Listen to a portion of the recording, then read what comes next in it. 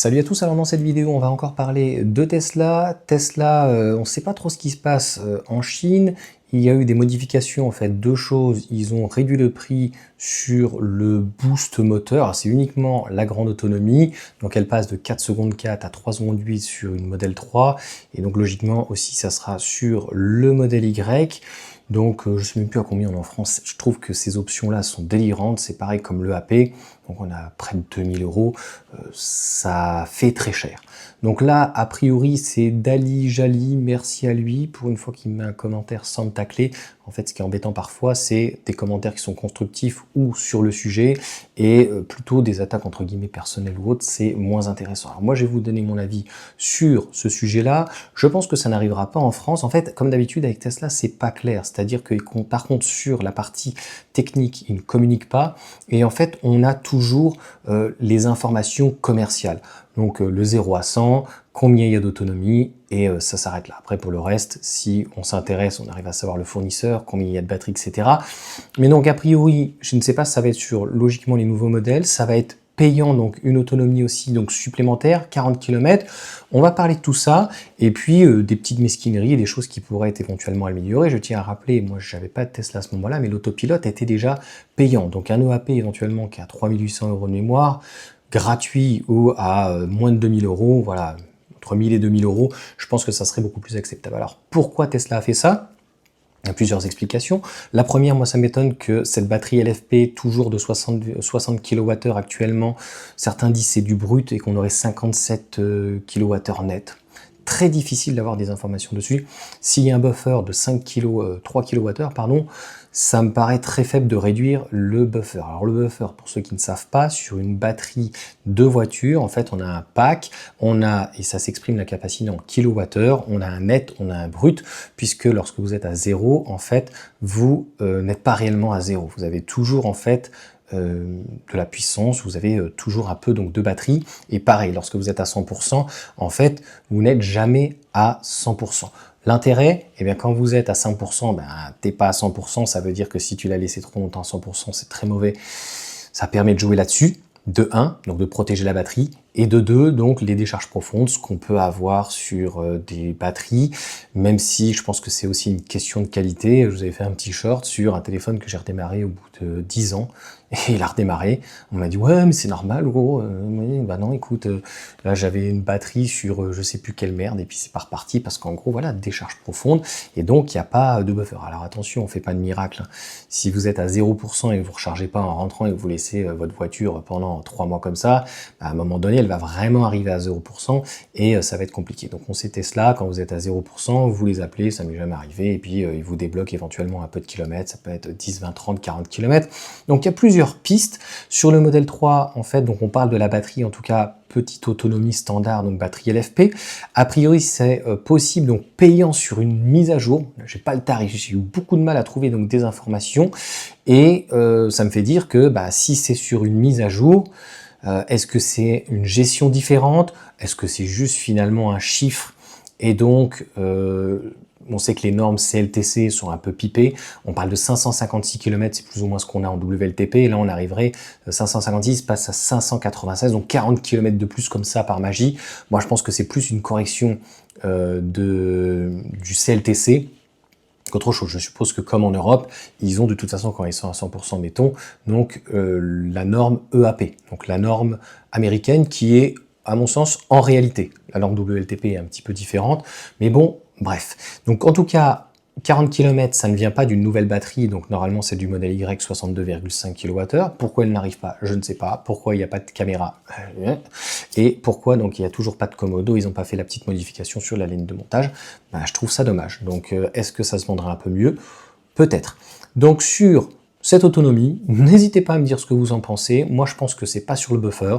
Je pense que c'est juste une gestion différente. Ça fait gagner peut-être un petit peu. Et puis, on va dire la norme qui est un petit peu arrangée, quoi. Voilà, tu m'auras compris. 600 km, je pense qu'on est un petit peu loin des réalités. Donc, a priori, batterie standard. Et sur la grande autonomie, je ne sais pas s'il y a quelque chose parce que j'ai beaucoup de difficultés à trouver. Il y a aussi, au-delà de Dagi, il y a eu ET29, été, Si tous les deux vous mettez un commentaire et un peu plus poussé, je l'épinglerai volontiers. Est-ce que ça peut arriver en France? Moi, je ne pense pas. Le modèle 3 vient de Chine. Est-ce qu'il peut y avoir une nouvelle batterie? C'est possible. Comme je vous l'ai dit, ça laisse même la possibilité d'avoir une plus petite batterie de 40 ou 50 kWh, tellement que le véhicule, en fait, a vraiment une très bonne efficience. Après, sur le boost moteur, c'est une bonne chose, mais c'est uniquement donc sur la grande autonomie.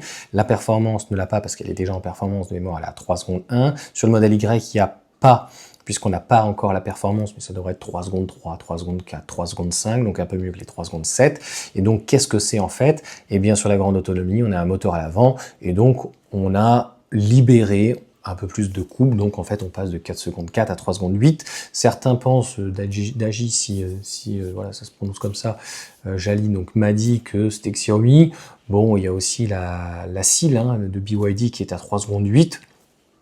Bon, je pense que il va falloir arrêter un petit peu donc ces mesquineries. Moi, c'est mon avis. En Europe, les peintures, d'avoir plutôt une uniformisation donc des peintures à la fois de la qualité et du prix.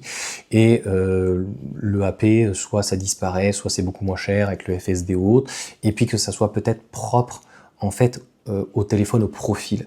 Donc en fait, quand vous vendez votre voiture, si vous changez tous les 2, 3, 4 ans, oui, on a le droit, et puis au moins ça fait des ventes aux particuliers, ça part pas à la casse, que je vous connais dans les petits commentaires là-dessus.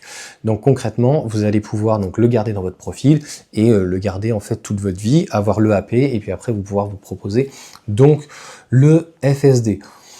Moi je trouve que ça n'apporte encore une fois rien ou pas grand-chose. Dites-moi ce que vous en pensez par rapport donc à cette modification. En tout cas, je vous le dis, donc c'est pas la batterie, donc le modèle 3 entre guillemets en termes de style, moi je le trouve toujours très joli, extérieurement comme intérieurement, mais c'est vrai que technologiquement parlant, il vieillit un petit peu, sans avoir du 800 volts.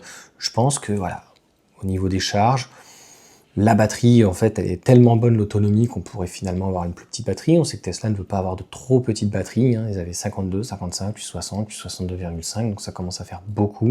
Donc voilà, en tout cas, le maximum d'informations que j'ai eues, c'est très compliqué parce qu'on n'a vraiment aucune information. Voilà, ils disent qu'elle fait 440 chevaux, la grande autonomie. Avec le boost moteur, le moteur à l'avant, on ne sait pas trop, 150 chevaux, ça roule 50 chevaux de plus, voilà, donc en fait on a plus d'appui à l'avant, donc obligatoirement sur un 0 à 100. Pour l'avoir débloqué, donc avec Vincent notamment, je vous avais fait donc une vidéo là-dessus, il avait pris avec les points, je ne sais plus combien c'était, je crois que c'était 9000 points, donc en fait si tu avais 7500 points de parrainage plus un autre truc, voilà, ça valait grossièrement 700 balles. Et pour moi, c'est tout ce que ça vaut, entre 500 et 1000 balles, grand maximum.